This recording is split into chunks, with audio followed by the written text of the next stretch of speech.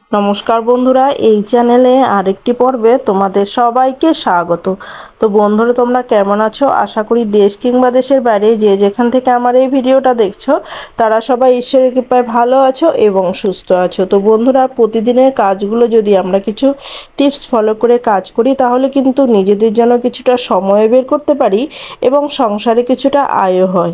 তো তারই কিছু জানা অজানা টিপস নিয়ে চলে এসেছি। তো চলো বন্ধুরা, দেরি না করে টিপসগুলো দেখে ফেলি এবং তোমাদের কাছে টিপসগুলোর মধ্যে কোন টিপসটি বেশি ভালো লেগেছে অবশ্যই কমেন্ট করে জানিয়ে দিও।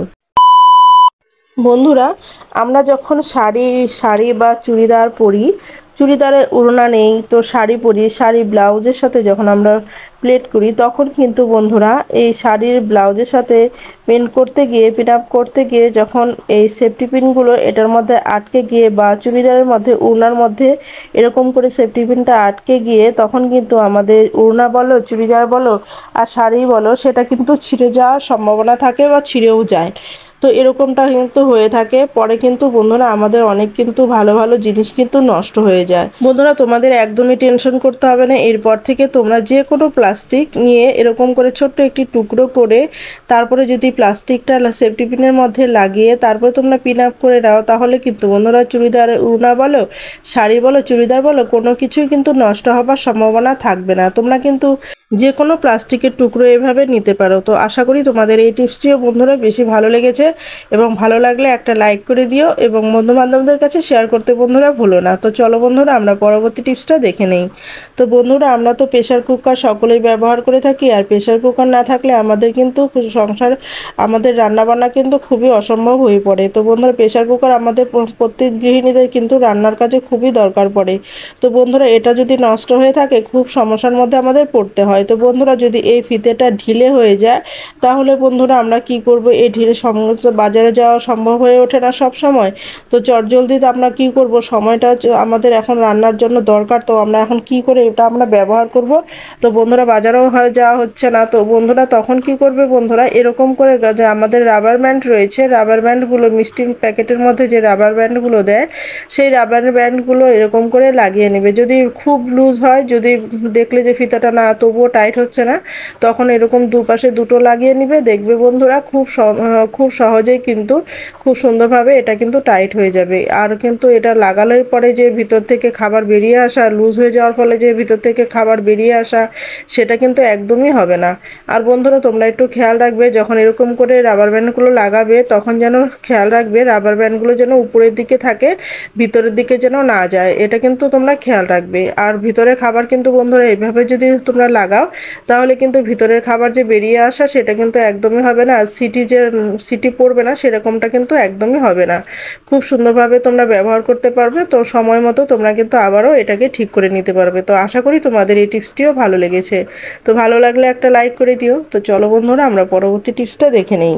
বন্ধুরা, আমরা প্রত্যেক মহিলারাই কিন্তু নেল পালিশ পরতে প্রচণ্ড ভালোবাসি, কিন্তু বন্ধুরা নেল পালিশ পরতে গিয়ে আমাদের একটা সমস্যার মধ্যে পড়তে হয় যে নেল পালিশটা খুলতে গিয়ে কিন্তু খুব সহজে কিন্তু খোলা যায় না, খুব অশান্তি ভোগ করে তারপরে কিন্তু আমাদের এটা খুলতে হয়। তো বন্ধুরা, এটা কেন হয়? বন্ধুরা, এই যে সাইডগুলো রয়েছে এই সাইডে যখন নেল পালিশটা আমরা ব্যবহার করি তখন যে সাইড দিয়ে নেল পালিশগুলো লেগে যায় সেটা কিন্তু শুকিয়ে তারপরে কিন্তু আটকে যায় এইভাবে। তো বন্ধুরা, তখন যদি তোমরা কি করো, নেল পালিশ দেওয়ার পর বা দেওয়ার আগে যদি তোমরা এইভাবে করে একটু নারকেল তেল এভাবে লাগিয়ে দাও তাহলে কিন্তু বন্ধুরা নেল পালিশ যে এটার মধ্যে পড়বে সেটা কিন্তু একদমই লেগে থাকবে না, একদমই কিন্তু নিচে পড়ে যাবে বা নিচে পড়ার সম্ভাবনা একদমই থাকবে না, আর আটকে যাওয়ার সম্ভাবনা থাকবে না। এটা কিন্তু তেলতেলে হওয়ায় কিন্তু নেল পালিশের যে ঢাকনাটা রয়েছে সেটা কিন্তু খুব সহজেই খোলা যাবে, আবার লাগানোও যাবে। খুব যে টাইটভাবে লেগে যাওয়া সেটাও হবে না, আমাদের কোনো রকমই অসুবিধা হবে না। তো আশা করি এটা তোমাদের ভালো লেগেছে। তো ভালো লাগলে একটা লাইক করে দিও। তো চলো বন্ধুরা, আমরা পরবর্তী টিপসটা দেখে নিই। তো বন্ধুরা, এখানে নিয়ে নিলাম লঙ্কা আর নিয়ে নিলাম তেজপাতা। বন্ধুরা, লঙ্কা আর এই তেজপাতা এটার কিন্তু ঝাঁঝালো একটি উগ্র গন্ধ রয়েছে, সেটা কিন্তু পোকামাকড় একদমই সহ্য করতে পারে না। এটা কি কাজে আমরা ব্যবহার করব সেটাই তোমাদের কাছে শেয়ার করা। তো বন্ধুরা, বর্ষাকালে কিন্তু এর ভীষণভাবে আমাদের কাজে লাগে। তো কি কাজে লাগে বন্ধুরা? দেখো বন্ধুরা, চাল কিন্তু আমরা কিন্তু ঘরে প্রত্যেক ঘরেই কিন্তু আমাদের কিন্তু ঘরে চাল স্টক করা থাকে, আর সেই চালগুলো কি হয় বর্ষাকালে কিন্তু বেশিরভাগ বেশিরভাগটা হয়ে থাকে যে পোকা ধরে যায়, নষ্ট হয়ে যায়। তো পোকা ধরে যদি যায় তো সেটা কিন্তু সারানোও কিন্তু খুব সহজ। এভাবে করে যদি তোমরা এটা দিয়ে দাও তাহলে খুব সহজেই পোকা কিন্তু বেরিয়ে আসবে। এটার ঝাঁকে কিন্তু একদমই সহ্য করতে পারবে না, যে একটা ঝাঁঝালো প্রচণ্ড উগ্র একটা গন্ধ রয়েছে সেটা কিন্তু ওরা একদমই সহ্য করতে পারবে না, ওরা কিন্তু বেরিয়ে আসবে। আর তাছাড়াও যদি পোকা না ধরে তাহলে কিন্তু এটা দিয়ে রাখলে কিন্তু কোনোভাবেই পোকা ধরার সম্ভাবনা থাকবে না। তো আশা করি তোমাদের এই টিপসটিও ভালো লেগেছে। তো ভালো লাগলে একটা লাইক করে দিও। তো চলো বন্ধুরা আমরা পরবর্তী টিপসটা দেখে নেই। তো বন্ধুরা আমাদের দরজার এই যে কবজাগুলো হয়, এই কবজাগুলো দরজা এরকমটা হয় যে মাঝে মধ্যে শব্দ করতে থাকে, বাজে একদম বিকট আওয়াজ করতে থাকে, এটা কিন্তু একদমই সহ্য করা যায় না। তো দরজা বন্ধ করতে খুলতে যখনই একটু দরজাটা নাড়া পড়ে তখনই কিন্তু প্রচণ্ড শব্দ হয়। তো বন্ধুরা তোমরা তখন কি করবে, সামান্য পরিমাণে একটু মোম নিয়ে নিয়ে, সে পুরনো মোম হোক আর নতুন মোম হোক কোনো রকমই অসুবিধা নেই, মোম হলেই হলো। তো মোমটা যদি তোমরা এরকম করে একটু ঘষে দাও তাহলে কিন্তু দেখতে পারবে বন্ধুরা একদমই কিন্তু যে শব্দটা হতো, বিকট একটা আওয়াজ হতো, সেটা কিন্তু একদমই হবে না। এভাবে করে তোমরা যদি মোমটাকে ব্যবহার করে নাও তো দেখতে পারবে বন্ধুরা, নিজেরাই বাড়িতে ট্রাই করে দেখো কতটা উপকার হয়। বন্ধুরা আশা করি তোমাদের একটু হলেও উপকারে লেগেছে। তো চলো বন্ধুরা আমরা পরবর্তী টিপসটা দেখে নেই। বন্ধুরা আমরা যখন বেড কভার বিছানায় ব্যবহার করি তখন কি হয়, বেড কভারগুলো যদি আমরা ভালো করে না গুজে দেই তাহলে কিন্তু বন্ধুরা সেই বেড কভার কিন্তু বারবার করে একদিকে যদি বসে একদিকে নেমে আসে বাচ্চারা, তখন কিন্তু বারবার করে গুজে যায় বা এলোমেলো হয়ে যায়। তো আবার সে বড়রাই হোক বাচ্চারাই হোক, তো বন্ধুরা এভাবে করে যদি আবার হাত দিয়েও করতে যায় তখন কিন্তু আমাদের কিন্তু হাতের মধ্যে ব্যথা লাগার সম্ভাবনা থাকে, বা হাতে কিন্তু হাত দিয়ে কিন্তু ভালো করে হয় না, সময়টাও অনেকটা বেশি লাগে।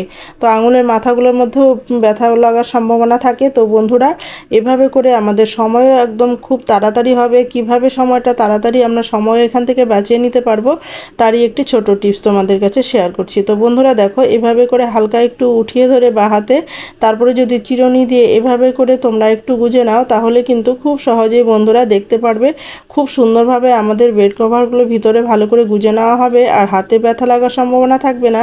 আর চিরুনি দিয়ে দেখতেই পাচ্ছ বন্ধুরা কত সুন্দরভাবে সমানভাবে কত সুন্দর আমাদের কিন্তু পরিষ্কারভাবে গোজা হয়ে গেল, কম বেশি কিন্তু হবার সম্ভাবনা একদমই থাকলো না।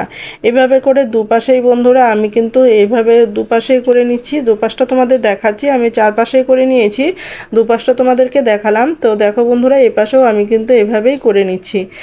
বন্ধুরা এভাবে করে নিলে কি হবে, আমাদের কিন্তু হাতে যে আঙুলের মাথায় কোনো রকম ব্যথা লাগার সম্ভাবনা থাকবে না, বা খুব কাজটাও কিন্তু খুব তাড়াতাড়ি হয়ে যাবে।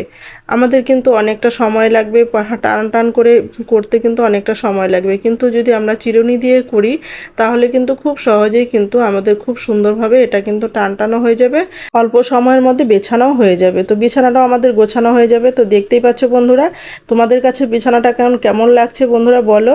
তো তোমাদের কাছে যদি ভালো লেগে থাকে তাহলে একটা লাইক করে দিও এবং বন্ধুবান্ধবদের কাছে শেয়ার করে দিও। তো চলো বন্ধুরা আমরা পরবর্তী টিপসটা দেখে নেই।